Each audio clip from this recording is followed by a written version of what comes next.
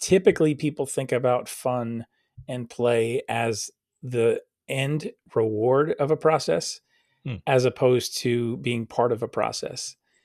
And I was like, too many times people defer fun and defer enjoyment, right? When I retire, then I'll take that trip, or then I'll do this, other thing. When I have a lot of time on the weekend, which never comes, that's when I'll work on this project or do whatever, right? Um, excuse me. So when when talking with people, it was a general sense of like, oh, there's a permission that I've been given here. Mm-hmm. I don't have to wait, and it's also a way for people to, in small ways, start to figure out what this looks like for them, giving them little access points, right? Going a different way home, choosing a different route, listening perhaps to different types of music, giving people permission to doodle, all these small things that it seems like, what is that? That's a penny. That's nothing. But the more that we actually engage with that, the more we open up. Mr. Puntastic. All right, Mike, excited to be with you today on the Mr. Puntastic pod. Thank you for saying yes and hanging out with me. Absolutely. Yeah. I mean, anytime to hang out and have some fun and, do this. Yeah. I mean, I'm all about it. Yeah, I know you're all about it because I see you doing your own podcast. How many episodes are you up to on that thing? I think it's like 267 or 8 at this time of this recording right now. Yeah. Oh, wow. So December Yeah. 2024, it is I mean, you are up there in episodes and you've talked to a lot of different people and some really interesting Yeah. people. How do you, and I didn't even prep you on this part. I didn't say I would go here, but I thought it'd be fun. How do you keep that consistent? Like you are so far in there with amount of episodes and people you talk to. How do you stay consistent with that? Yeah, consistency is definitely something that I learned earlier on, is a skill that I have, and it didn't come without work, obviously. But I realized that there are certain things that are not going to happen unless you keep showing up. And if you have to have a greater vision beyond the what's right before you, so that keeps you going, because you're like, okay, I'm committing to this, I'm going to do this in a consistent means and fashion. And as you're doing it, you're also paying attention to what's happening, like there's results happening, so that's encouraging. Like I always talk about this in terms of creativity, and I say, I show up every day and do something creative. Most people wait for opportunities that are big, or they need like big budgets, etc. And I'm like, no, just start small, do it now and keep doing it daily, because then what happens is it's like putting a penny in the bank, right? Like it doesn't seem like much, but over time it's going to add up, and it'll add up to something that actually is sizable. And the moment, it doesn't seem like it's worth anything, but that's where we have to realize a lot of times we have a big bias. We're Yeah. totally biased towards everything big, everything expensive, everything. And it's like, no, I think we need to flip the script on that. So that's what helps me honestly be consistent, is just seeing that things are actually happening and knowing that there is value in that journey and consistency. That's awesome. And tell us the name of your podcast real quick, just so people can find it. Yeah. It's called Creative Chats Creative on Chat. all the streaming platforms. Yeah. Yeah, it's Creative amazing. Hey, Chats I was with an on one S. time. You allowed me to come Yep. on one time, so thanks for that. It was a lot of fun. Yeah, I man, got you're to a great guest. Yeah, I got to be in the mix. And so you are an artist, an author. Like when you give your like, people say, "What do you do?" What is your little spiel? Yes. So I do a few different things. And so it was challenging over a little time to figure out, how do I talk about this without sounding like I'm just completely all over the place? Right. And Yeah. so where I landed is, I'm a creator and communicator who tells stories on pages and stages. And Mm. really what that means is, on the creator side, my background is graphic design, it's visual art, it is digital painting, like some of the stuff that I have behind me here. It's live event sketching at events and conferences, telling, storytelling, basically what's happening.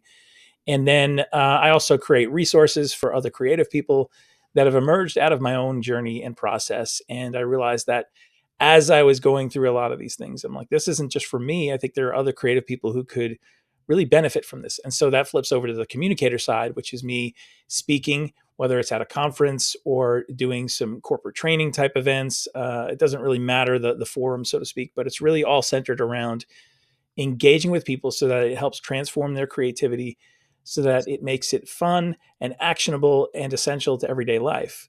And so, speaking, coaching, creating resources, all helping other people show up for their creativity so that they can produce things and get them out into the world. Yeah. Yeah, So that's it.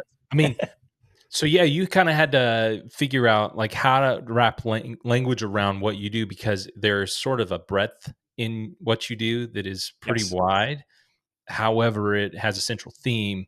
So that's pretty cool. Would you call yourself sort of a passionate, person and that sort of I hear that a lot from Yeah. people. Yeah. Yeah, for sure. And there's always that push that people say, "Well, pick one thing and drill down on it." And I was always like, just, that feels like it's a trap, or like it just doesn't that doesn't resonate with me because I get bored sometimes and I need to change things up. And plus, I have a lot of interest, and so it's towing the line of not being so all over the place and scattered that you're not focused enough to actually be able to get traction in those things and help people and give people a way to understand what you do and how you can help them, but then also not feeling the pressure of having to just do one thing and then feeling like, if I pick the wrong thing and now I'm known for this, I got to do this forever and ever. I've just created my own trap. Yeah, that like I'm known for this thing is really hard even in Hmm. deciding to push this podcast out with my buddy, like with Paul, we both have jobs, right? And so, Hmm. like, oh, are we going to be known for this? Are we going to be known for that? Are our clients going to be like, "What? Wait, you're doing this thing? You're doing?"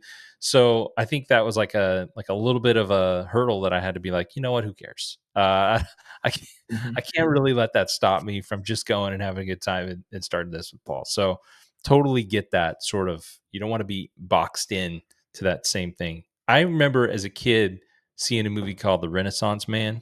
Do you remember this movie? Hmm. And I don't Vaguely. Yeah.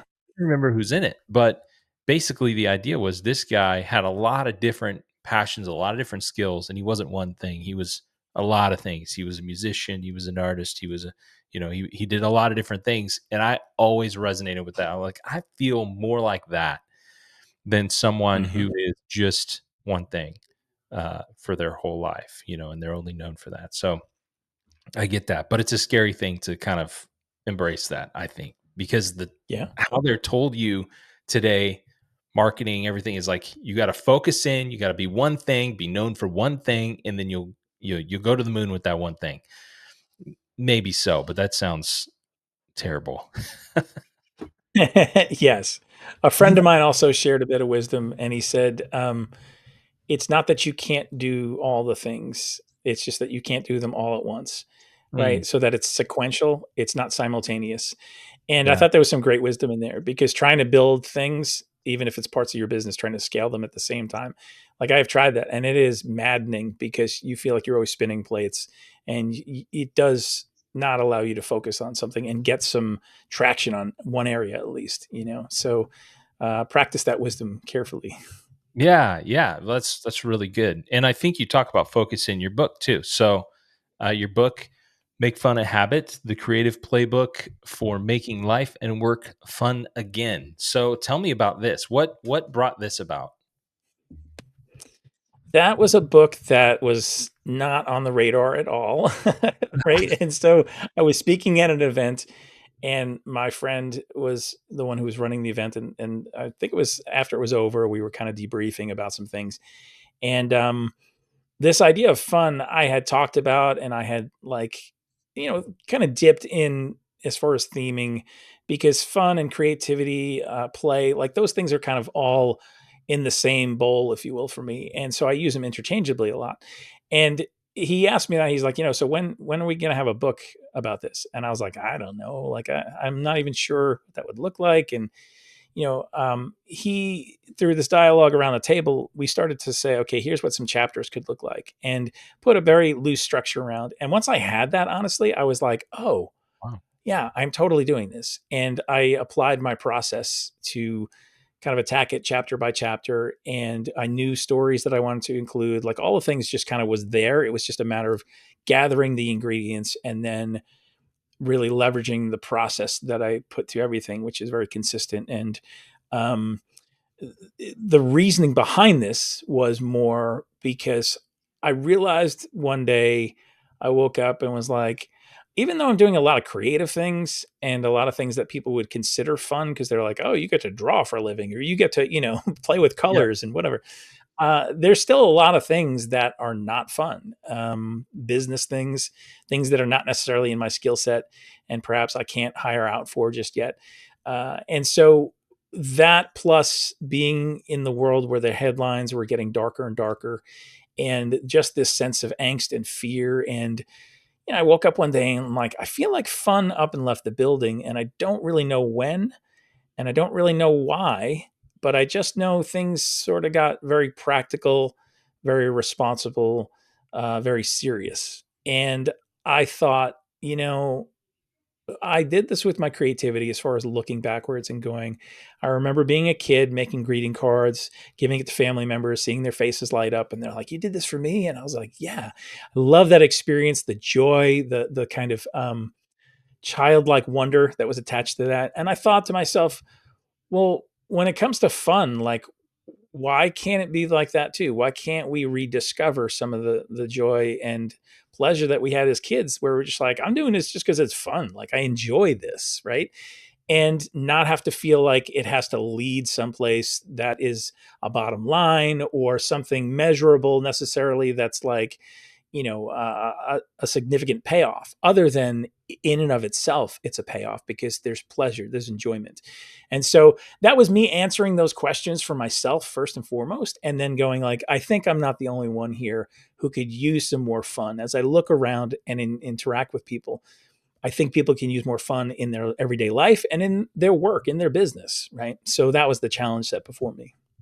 Yeah.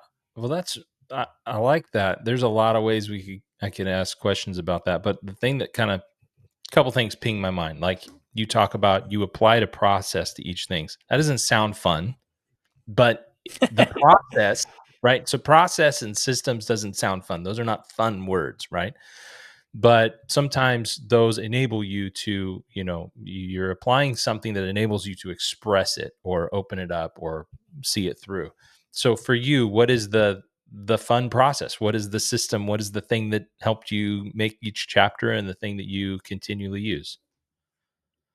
Yeah. So as I referred to before, I know that when I'm consistent, there's growth, there's momentum, and that is the thing that leads to something being there that once wasn't. Right? I'm creating something. It's the creative process, and so whether that's a painting, a drawing, or writing, in this case, writing the book, I knew, okay, I need to make sure that I'm doing this daily, because if I'm not in it daily, the work that it takes to get into that mind space and to be fluid enough and in the flow enough of the process of actually writing and creating, there is so much that eats away at that naturally during our day, that if I don't have these checkpoints daily, I'm going to lose that momentum, and it's going to be harder. It's going to be like trying to steer a parked car. And so I know daily is important for me because it keeps me and gets me in the flow.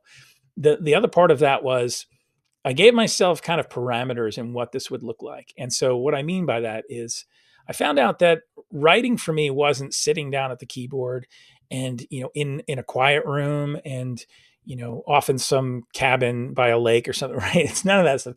It was actually for me going out on a walk a lot of days. I was on a walk in nature someplace, maybe on a trail, and I had my phone. And as I'm walking, my body's doing something and my mind was free to go elsewhere. And so I used that time to be getting some exercise, but then also be using my mind towards, okay, here's what this chapter is. I would actually pull up like a document in my phone and I would put the title of whatever that chapter was. And I knew, okay, here's a story that I want to tell. Here's the big idea. And then sometimes I would text, type on my phone, and then other times I would dictate into my phone. And I knew just capture the stuff, and then later on go back and do the edit round, and what you have to do to kind of tighten some things up. And because these are short chapters, it basically had a structure of, there was some kind of illustration, some kind of story. There was a practical application point where I say, okay, now you as the reader, here's what you can do with this. I mean, it's great that I experienced it. It's great that I answered some questions for myself, but now you as the reader, here's where I want you to take this and apply it to your context. And then also giving people questions at the end and some exercises to say, here's something to try. Maybe this seems ridiculous. Maybe this seems like something you've never done before, but be open to it because you never know what might happen as a result. And so once I had that formula down for each chapter, I knew here's my punch points for the day. Here's my process, me getting in and doing that. And so it made it a lot easier. Plus, it was enjoyable because I was kind of habit stacking, right? I was walking and I was also working at the same time and working on something that I knew was going to be at the end a help to somebody else. So those were the things that kind of drove me in the process. Oh, that's really cool. How long did you walk every day? It varied, but usually around 45 minutes, maybe an hour. Yeah. Okay. I mean, Yeah. I got to the point where I was pretty, I dialed in my process pretty quickly and, could do what I needed to do. And I knew trails that would allow me, certain mile marks and go like, okay, I'm coming towards the end. I better have what I need by the time I wrap up here, that kind of thing. So did you sort of, rough draft a chapter at a time? Like, eh, basically each chapter is like a walk? Pretty much. I mean, there were some times where I had to go back and edit something or revisit something because I'm like, first pass wasn't really what wanted to say in this, or there was something better that emerged. And the other part of the process too, which I left out, is at the end of each day and each walk, I would have this document that I would email to the friend who I was talking about, who I sat around the table with. I would email or I would text him and say, chapter 2 with a check mark and give him a little link and say, here it is. Mhm. And so it was my way of being accountable, even though he didn't ask for that. And I didn't ask him if it was okay to do that. Honestly, I was like, look, you were there when this idea was born. So I'm dragging you into this. And so for me, though, it was just a built in accountability to know I need to Wow. send him the text that said, yes, I did what I said I was going to do today. And he knew if he didn't hear from me by a certain point in the day, he'd check in and be like, hey, everything all right? What's happening? So that was kind of fun. Wow, that's really cool. So how many months would you say it took you to do a rough draft of this? I mean, it was really about 1 month. Um, I worked pretty Wow. quickly. And yeah, and the other thing I realized quickly was that I already had a lot of stories Mhm. that were inside of me, and stories that I would tell maybe when I was with friends, old friends that I had history with, and we would joke about things, or um, things that were just strong memories that I never had anything to do with as far as using them for anything, but they were still there and very much ready to be used. And so that stuff was a lot easier to mine. And then honestly, making connection points from the stories to the application points, that process actually was pretty quick too, because I had kind of been trained up in ministry and in dealing with stories like biblical stories, and then saying, okay, well, how does this affect us in everyday life? And so already being in that mode of thinking about, here's a story, how is this affect somebody beyond the person who experienced it? What can somebody glean from this? That was already of interest and a process that was at work, and I had honed a little bit more too. Oh, that's amazing. I really love hearing about the process, the creative process of putting Mhm. together this work. I'm curious to know, as you've gotten readers and feedback and clients maybe that you've worked with that have read it, or friends and family, and um, uh, have there been any stories or segments that have really sort of hit home with anybody, and it just keeps kind of coming up? Yeah, there aren't too many stories that people have shared with me directly. More so, just a general sense of like, hey, this is really helpful because typically people think about fun and play as the end reward of a process, Hmm. as opposed to being part of a process. And I was like, too many times people defer fun and defer enjoyment, right? When I retire, then I'll take that trip, or then I'll do this, other thing. When I have a lot of time on the weekend, which never comes, that's when Yeah. I'll work on this project or do whatever, right? Um, excuse me. So when when talking with people, it was a general sense of like, oh, there's a permission that I've been given here. Mhm. I don't have to wait, and it's also a way for people to, in small ways, start to figure out what this looks like for them, giving them little access points, right? Going a different way home, choosing a different route, listening perhaps to different types of music, giving people permission to doodle, all these small things that it seems like, what is that? That's a penny. That's nothing. But the more that we actually engage with that, the more we open up.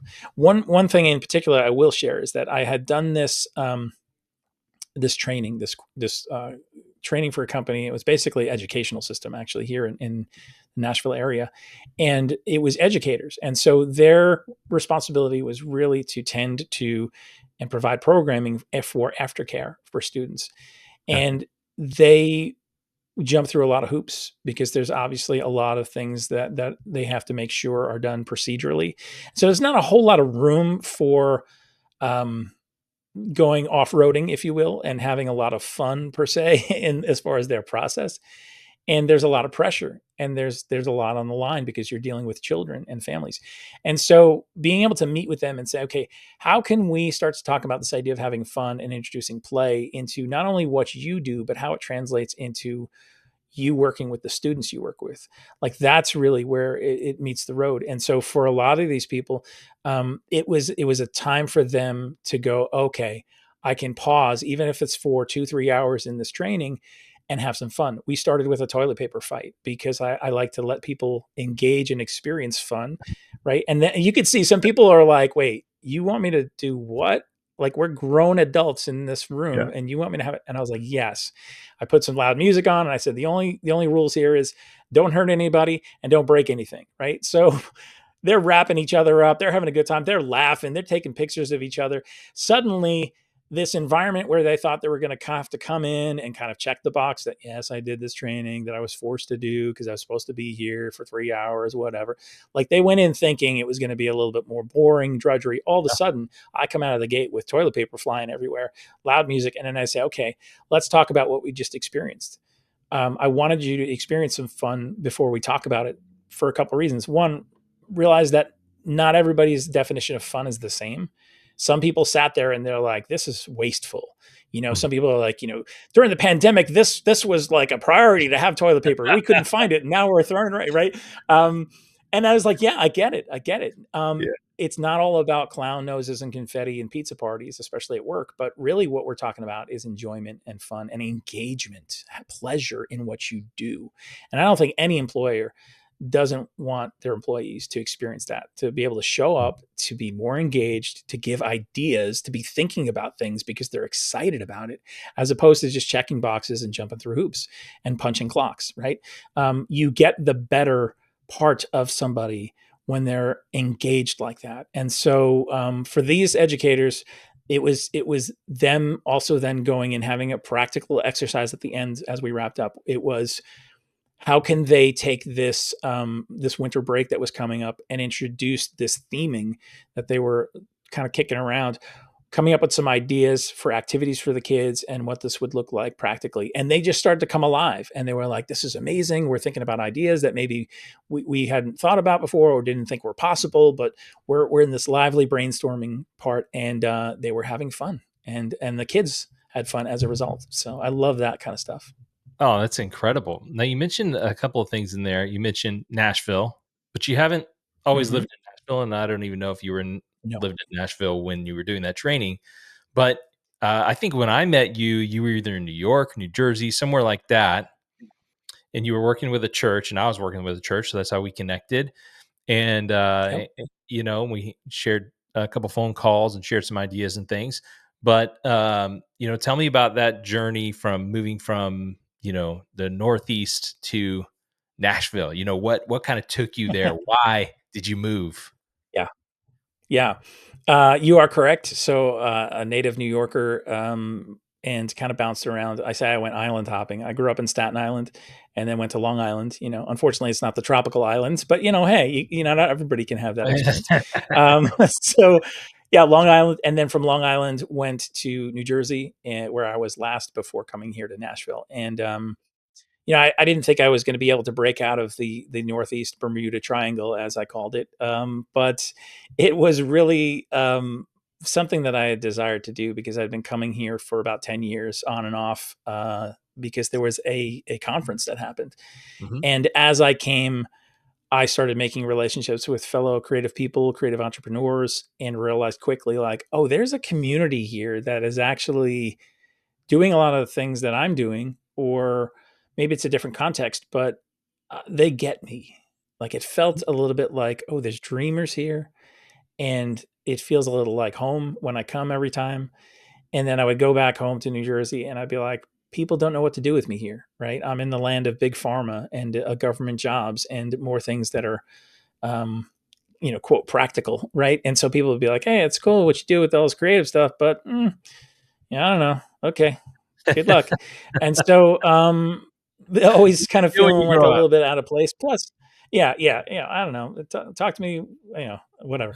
So they would there was a sense of like, I don't know what to do with you. I don't know what's happening. So I would come here and I'd feel more at home. And then I realized, like, over time, that community just grew more and more. I was coming here probably like 3 times a year, and thought to myself, I just need to go ahead and move here already. And life events happened also, right? So pandemic, world shuts down, New York and New Jersey, very much so. And it was a difficult time because went through a pandemic divorce, and coming out of that going like, okay, what is life going to look like now? And having my 2 daughters, and just trying to make some sense of some things on the personal side. And um, I had plans to move here earlier and stayed put so that I could provide kind of a launch pad for my kids a little bit more, because they were at the age where, one was graduating high school in another year or so, and the other would be um, graduating college. And so I wanted to be able to do right by them. They were obviously welcome to come with me to Nashville, but of course, their friends and whatnot are there. And so once that kind of was happening and underway, I was like, okay, I'm not delaying this anymore, because it felt like things were shutting down where I was in New Jersey, even in opportunity wise and some other places. And I was just like, I know that this is the right step. So come this past September, that's when I moved here to Nashville area. And it's just been, I love it. I love it because there's so many opportunities that are baked into going to coffee shops, overhearing conversations, meeting creative people doing interesting things. And, I'm suddenly not the oddball out, it's like, Yeah. okay, maybe we can collaborate. Maybe we can do some things. So I'm very much excited about this next chapter of my life, and what opportunities may come from just being in a new place, being excited, getting out, meeting people. I mean, I've been getting out to as many different meetups as possible, and exploring this new home. Yeah, that's really fun. So as you kind of like, what's your strategy for, you mentioned meetups, like, are you like Meetup, the app, like how, what kinds of meetups are you talking about?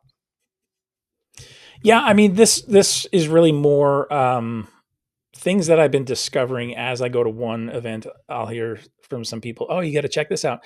And this isn't necessarily Meetup the app, although I have used that in the past. This is really more when I got here, I heard that there were First Friday art crawls that were Okay. happening for artists, and so I was like, "Okay, let me go check one out." Meet some people, have some conversations, see what the general layout of this is. And so very quickly found out that to participate in that, you had to join this association. And so I was like, cool, done, I'm in. So I joined the association, and then that next month, I was participating in the art crawl, instead of just going as a spectator. And then that leading to, again, another town that had another artist meetup group that were once a month. They just gather and they talk about opportunities, and they just kind of have this sense of like community amongst artists. And so it's been great to just meet people, figure out who's who and what's where and what opportunities lie in terms of whether it's the kind of one-time setup for art crawls, or even local businesses that host artists for a month, or galleries that are in the area, things of that nature. And then also podcast meetups and speaking, speaker meetups. And so all these different things that are just, they've been happening, and me finding out about them and being able to go, okay, it's allowing me to get to know literally the landscape of where I live, and then also meeting people, finding opportunities, making connections, and just being very open and available in this season of life. And that's kind of just really where I'm enjoying being at. That's really fun. Tell me about the conference. Is it that thing? Is that what it's called? That thing or thing conference? I can't No, remember what it's the called. thing. Yeah, yeah, yeah. The thing. The thing. Okay. Yeah. Tell me about the So conference. that's one of them. Okay. Yeah. Well, the original conference actually of what brought me to Nashville was called Tribe, and is it's someone who's a friend now, Jeff Goins. He's an author, New York Times bestselling author, and he hosted this as a way of gathering authors. And at the time, I wasn't even an author, aside from some illustrated books. But I thought to myself, I'm not even sure why I'm here. Mhm. But I felt like it was one of those things I was supposed to go to. And looking back, realizing that there were key relationships that were formed there, as well as me understanding that there's a creative process that was applicable no matter what the expression or modality, right? So these people were writers, and even though I was a visual artist, we were dealing with a lot of the same issues, the inner critic, or having to figure out how to use social media or marketing for what we do and explaining stories and all that kind of stuff. So that was one thing led to another. Again, that's where I did meet my buddy Terry, who is the one I was around his table with the idea for the book, and then also he's the one who is the founder of the Thing community and conference, which Gotcha. happens in Nashville and Orlando. So yeah, that community has been key for me to be able to have some people to walk alongside of, kind of in a mastermind business sense as well. That's awesome. It's great to find people who, your people, your tribe, your people, the Yes, ones trying to do exactly. something similar. You can relate to them. You can bounce ideas off of one another. You can, if you hit a roadblock, you can gather other options and opinions and ideas from them on how to tackle that or overcome that, or maybe I'm looking at it wrong or whatever. That's key, I Right. think, to just growing in any area of life, whatever you're trying to do, right? So that's really cool. Exactly. Tell me, okay, so I'm going to throw out a scenario to you, which I told you I was going to do, Hmm. but like I'm going on vacation with my family soon, and I've only had two vacations ever that I wasn't partially working during the vacation. Hmm. Right, I wasn't like I've only had two where I've actually shut down my email, didn't look at the text, didn't look at Slack, all the things, right? Because I work with a remote team of people, so there's always communication happening, and those Yeah. were hard to do for me. So give me your. I want to be very present on this vacation. So give me your like. What would you do if you were me? You were going on vacation, and maybe you have a hard time putting down all the work stuff. Give me the advice. What would that be from you? Yes. So, and I totally relate to that, by the way. Because even in times when I told myself, well, I'm not going to work, what I would do is I would take a sketchbook and maybe some art supplies, and Uh-huh. I was still kind of working. I would just was doing my own thing because I'm like, in my mind, I'm like, well, I'm capturing the scenery, or I'm making a memory, or I'm whatever. But I'm like, no, you're still producing. You're not Hmm. resting. So how do we get to resting? How do we stop doing and start being? Right. That was the challenge.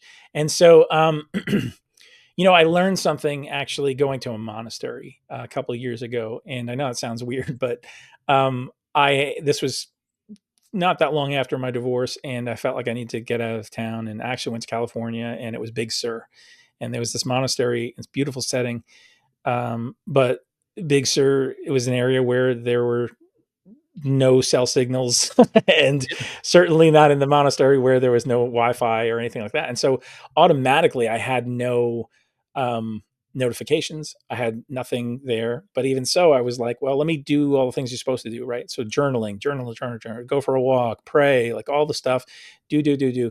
Until finally I was out of the things to do. And I sat there on a bench and I was like, all right, now what? Like, what am I supposed to do? And then I felt like God was saying to me, no, that's the point. Yeah. Now it's time you enter into be.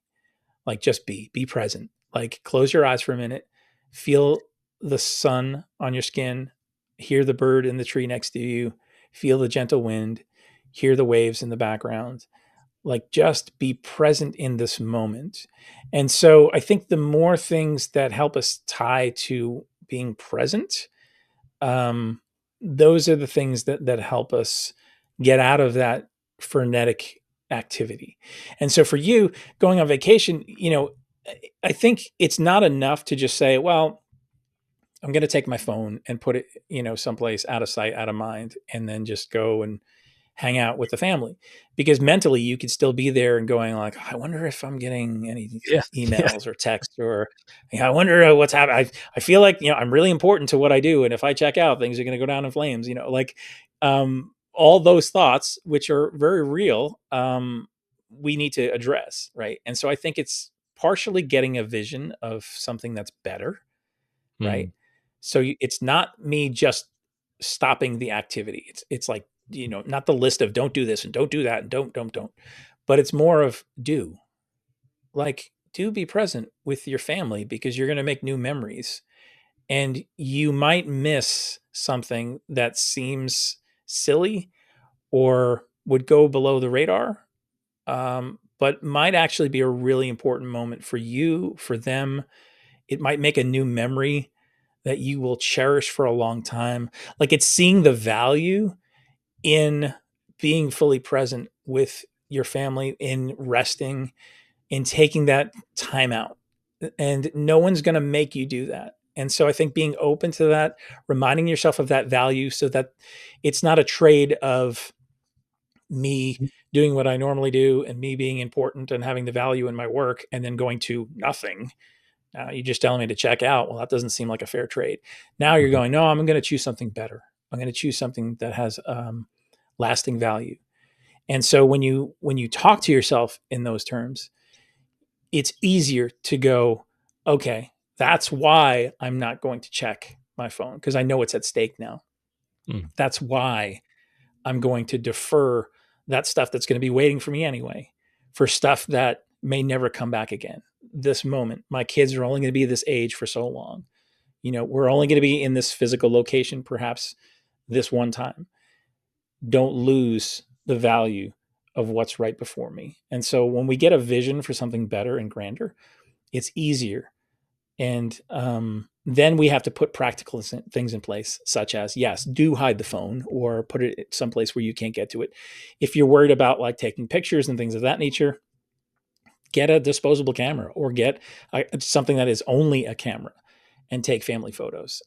Think about activities that you can do with your family that would engage them. Play a game, do some things. Even if I used to do this thing with my kids, and they still talk about this day, even though they're in their almost 20s now, or at least one of them.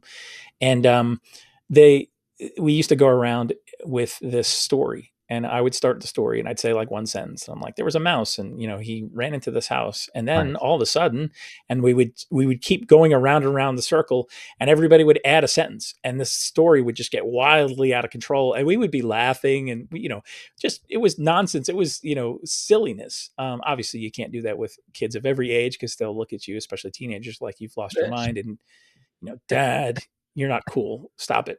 You're embarrassing me. But the point is finding things that you can do with them that fill in those spaces, that actually make things that they can talk about for years to come, you know? Yeah, I really like that because last time I was in this location, I was 9 years old with my family, and Mm. I remember my brother, who was 18 at the time, creating a story. We were on a drive, a really long drive. It was like a half a day drive, and he told this that made up this giant story, made up this legend, and we still there's still little bits of it that people remember and we laugh about it. So yeah, I'm totally with you. Yeah. Great advice. I love it. Thank you for that. That's awesome. Yeah. I'm definitely going to try some of those things, to stay present. I think that's beautiful. I did see a picture of Big Sur in your book. Was that from that Hmm. trip? That was, yes. Okay, Yes. cool. Yeah. I talk about that experience, and there's a bench that I sat at that was kind of overlooking this cliff and the ocean. And yeah, there it is. Yeah. And it's, I sat on that bench and I prayed, and that's where I felt like really some things were downloaded to me of, you know, so much of my life that I experienced, especially the painful things, it was a time for seeing the beauty in the pain and going, now there's even a further role of redemption to go. I'm going to go back out into civilization and talk about some of these things that people don't usually talk about because it can offer hope and light and perhaps some perspective for some people who may be still in the midst of some things. And so it brought some healing, some redemption for me personally, but then it was also like, this isn't just for you, this is for others. And that picture just reminds me of the importance of being versus doing. As a matter of fact, I just put it on my lock screen on my phone the other day, just heading into this crazy, holiday season. That's really, really good. I really, really like that advice. Um, yeah. So, all right, let's shift gears for a minute. Oftentimes in this podcast, we have people on and we talk about sort of a Danny Glover moment. That is a moment Mhm. where you realize I am just too old for this, whether it's your body, mind, spirit, whatever. And so, I'm curious if you have any moments recently or not recently that you're like, man, I'm just getting too old for this. Any of those come to mind? Yeah, probably too many, right? Because the older you get, all of a sudden it's like, yeah, I'm definitely getting older. One of the things, and I know this is definitely going to sound like the old guy, but music today. Oh my gosh! Like I'm getting too old for this music today because I'm like, where's the guitars? Where's the rock and roll? Like, come on, Um, people! Everything's filtered through, you know. Oh, forget it. And then it's going to be all AI music, and we're going to be like, great, yeah. whatever. There's not a real person behind this band that I like. Band, I say, right? So I'm definitely getting too old for that. Another thing I will say is it dating at 50, in your 50s. That certainly feels old, and that is not that's not too fun. It's rough out there. I'll just put it that way. Do you have some,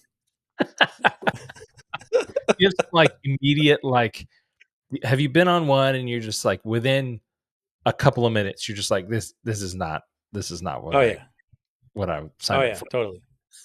Totally, totally. Have Yeah. you And then have you there's been some that like dating profiles, like, conventional logic would say you're going to meet a person in person at Right, some point. Don't right. put photos that are misleading because you're going to get found out anyway. Like, Yeah, just be authentic, be you, right? A lot of people don't follow that wisdom. And so, you're looking at something and you're like, what is that, like a high school glamour shot that you used? right. Because now all of a sudden the person standing in front of me looks nothing like that. And again, maybe they did something with AI. I don't really know. Yeah, But even looks aside, I mean, that's one thing, whatever. But um getting into conversation with people, and I consider myself pretty well versed in being able to be curious about people and ask questions, be engaged, be fully present. But there has certainly been a few times where I'm like, oh boy, like, what time is it now? Like, oh, we're only 5 minutes in. Okay. And sometimes you're just going to have to be like, I'm calling an audible. Like, God bless you and keep you, but I'm not going to. So next. oh, Uh, man. yeah. At least you're kind of at you're at a stage in life where you're just like, "You know what? I don't have time to pretend this is going somewhere." Yes. You know? Yes. I'm not gonna Yeah. I'm not gonna entertain this any longer. Yeah, that's good. No. Yeah, I have a lot of Danny Glover things, and often I talk about on this just aches and pains, right? Aches and pains Mm. that I'll wake up, I just have a pain. The other night, I woke up and it was like the joints in my hand were just throbbing, and I was like, "What is going on here? Like, what are we doing? What are we doing here?" And it took me a while to like just relax and be able to go back to sleep. I'm just getting too old just to be asleep apparently through the night. My my dogs woke me up this morning at 4 o'clock wanting me to feed them. And I'm like, you guys are off schedule. We got 6, buddy. You gotta give me till 6. And then we get up and we can do that. Yeah. But man, I'm just getting too old for normal sitting around things. I'm telling you, it's rough times out there when you're feel like you're aging, but not in spirit though. Staying young in spirit. Here we go. That's right. Well, speaking about, you said something about AI music. I've got some AI music for you, and it is a AI generated song to help us lead into a not guitar driven, very, electronic segment we call "Pun and Done."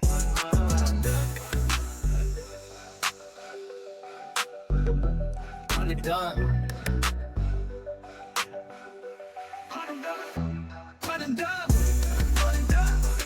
Yeah, so I really did use AI to do that, which is a lot of fun. I really enjoy that.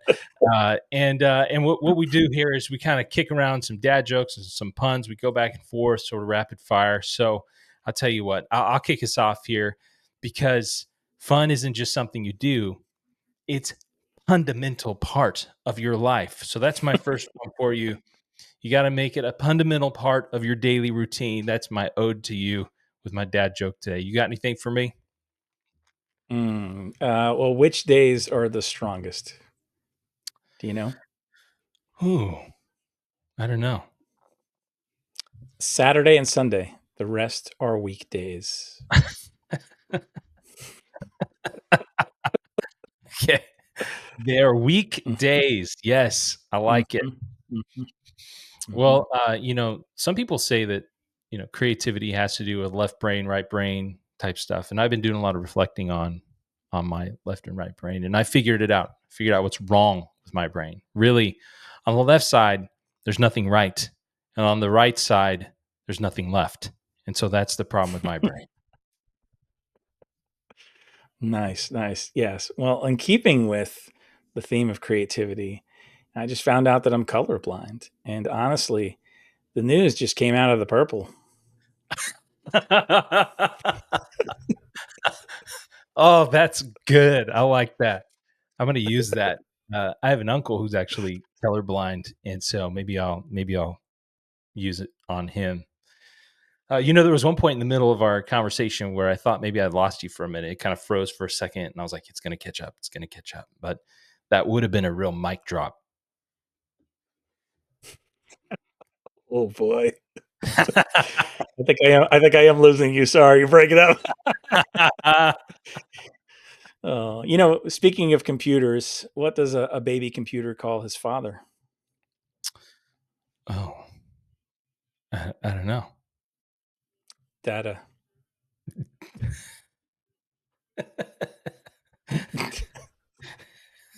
I thought you were gonna go something with mini, like Mac Mini. I didn't know. I was trying to figure out. Yeah, data makes a lot of sense there. That's good. Data. That's good. Well, I'll tell you what. Here's my last one from me. I once told a former boss that I really wanted to add more fun to our work, and he fired me. And suddenly, I was fun employed. Wow. Yeah, I might have to use that one. yeah. It's thematic for me. All right, I'm gonna end on this one. This is for all the Marvel fans, All such as right. myself, obviously from the stuff behind me, right? So I really don't understand why Marvel doesn't use the Hulk to advertise more. I mean, he's basically one big banner. Nice. Nice. I love it. I love it. We didn't talk about this, but you sketch a lot of things, and on your podcast, you do a unique cover for every episode that is a sketch of the Yeah. person. How long does it take you to do that? Like, It varies, but I mean, I've gotten that down to probably within an hour. I try and, especially for that purpose of the cover, it's not necessarily living anywhere else outside of that. So there are some liberties, let's just say, that I allow myself. yeah, But but I've actually learned how to do some of that stuff in the live environment where I sketch, and that stuff. If somebody's on stage and I'm doing them and say a quote, they're up there for maybe a half hour or something. I need to have that done by the time they get off the stage, so that if part of the package that somebody hired me for is to post on social media in real time, it's done. And a lot of times, they're coming off stage and I'm holding up the iPad which I drew it on, and they're like, "Wait, what? You just did that for me of me while I was on stage in the last 20, 30 minutes?" They're like blown away, and I'm like, "Yep." And it's because getting in, figuring out the process, and once you leverage the process in those environments, you can get a lot done. that's awesome. I just think those are so cool when I Yeah. see them. I really love the art. Thank you. It's awesome. Hopefully, you can keep going with that. For a long time, it continues to bless you and bless others, and it's something you can continue to grow. I think for the podcast in particular, like sending someone the photo who's just been on it, and then they get to Mhm. share it is really fun. So that's a Yeah, byproduct, but it's great. Well, thanks for being here, Mike. Just love absolutely. chatting with you, learning from you. I think it's been highly valuable to me, so I appreciate that. And hopefully, it was valuable to some other people who might listen or watch. And just keep going, man. I'm rooting you on, cheering you on. Thank you. I appreciate it, man. It's always a good hang with you, Micah. Yeah, thanks.